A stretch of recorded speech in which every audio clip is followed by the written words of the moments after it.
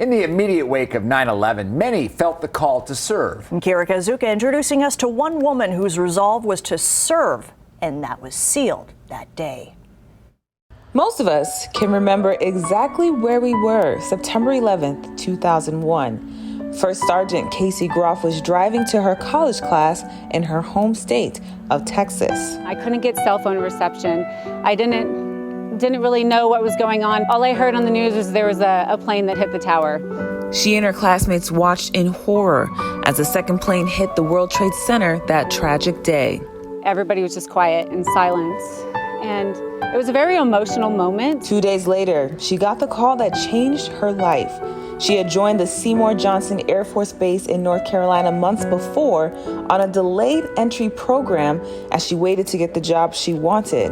But now, it was time. My recruiters actually called me and asked me if I still wanted to maintain my service or my contract since I hadn't gone through basic training yet.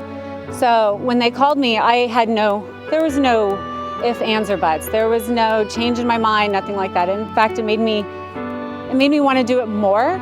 She wanted to follow in the footsteps of her father and her grandfather. My grandfather was in the 101st Airborne way back in the World War II, Vietnam era. So he jumped out of perfectly good airplanes, but he was very decorated, very much a hero, POW. But also felt a deep obligation to her country. I wasn't coming in here to go kill bad guys. That's not what I wanted to do. But I was coming in here to make a difference, and they needed us. Her job overseas was an important one. As a bomb loader, she would put explosives on planes that would help those on the ground complete their mission. You really don't think. It's more instinct.